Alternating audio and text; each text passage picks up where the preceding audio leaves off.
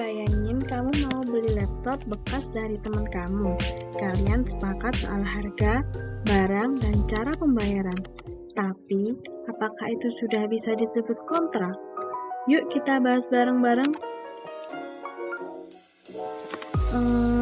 Sebelum kita masuk pembahasan, kenalin dulu nih, aku Sahwa Deswita Soni dari program studi Manajemen Zakat dan Wakaf semester 4.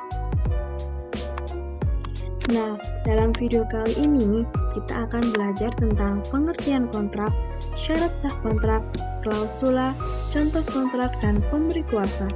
Simak videonya, let's go! Nah, untuk pembahasan pertama itu, apa sih kontrak? Kalian sudah tahu belum? Kalau belum tahu, simak ya.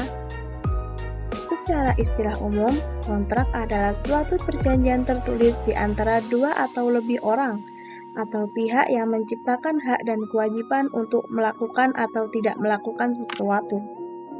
Menurut Black Law Dictionary, kontrak adalah suatu persetujuan antara dua orang atau lebih, di mana menimbulkan sebuah kewajiban untuk melakukan atau tidak melakukan sesuatu secara sebagian. Selanjutnya ada pengaturan hukum kontrak dan unsur-unsur hukum kontrak. Pengaturan hukum kontrak diatur dalam buku 3 KUH Perdata yang terdiri dari 18 bab dan 631 pasal, di mana pembagiannya sebagai berikut. Yang pertama, perikatan pada umumnya diatur dalam pasal 1233 sampai dengan pasal 1312 KUH Perdata, meliputi sumber perikatan, prestasi, pengganti biaya, rugi, bunga, dan jenis-jenis perikatan. Yang kedua, perikatan yang dilahirkan dari perjanjian diatur dalam pasal 1313 sampai dengan pasal 1351 KUH Perdata, meliputi ketentuan umum, syarat-syarat sahnya perjanjian, akibat perjanjian, dan penafsiran perjanjian. Yang ketiga, hapusnya perikatan diatur dalam pasal 1381 sampai dengan 1456 KUH Perdata. Ada 10 macam penyebab hapusnya perikatan.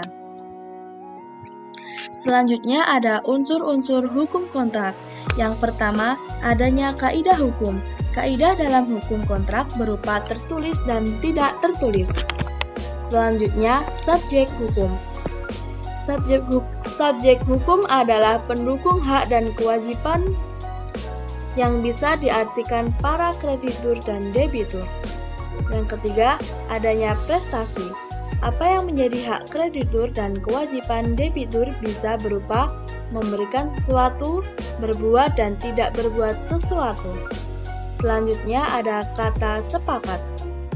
Pasal 1320 KUH Perdata, kata sepakat menjadi salah satu syarat sahnya perjanjian, yakni persesuaian pernyataan kehendak antara para pihak.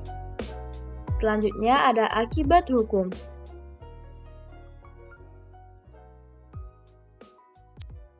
Selanjutnya ada syarat sahnya kontrak.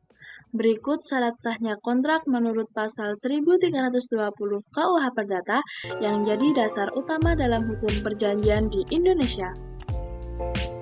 4 syarat sahnya kontrak dalam pasal 1320 KUH Perdata. Yang pertama ada kesepakatan para pihak.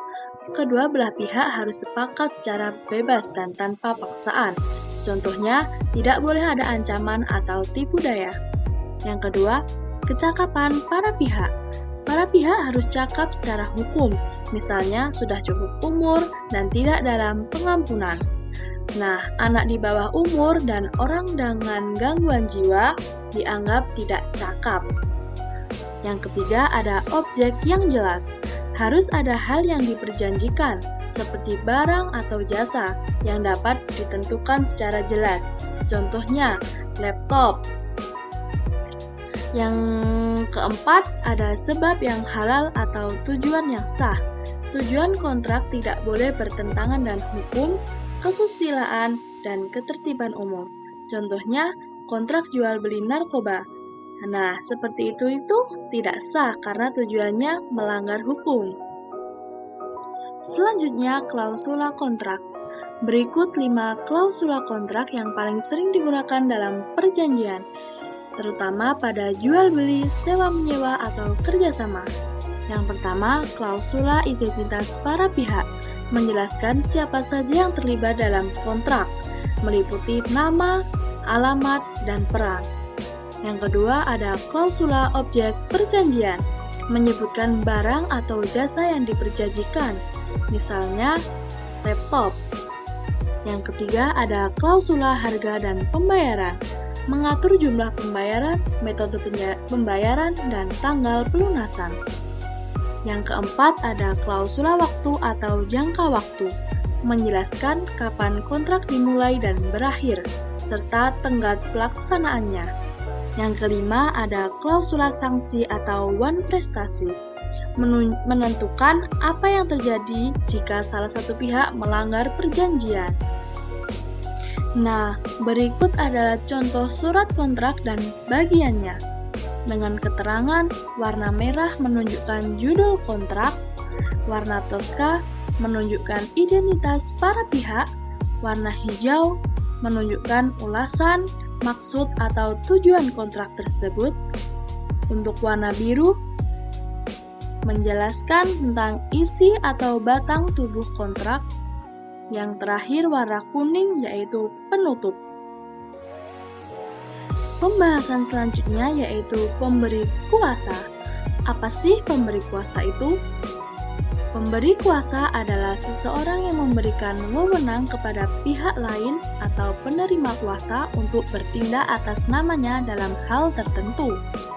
Dasar hukum diatur dalam KUH Perdata pasal 1792 sampai 1819 tentang pemberian kuasa.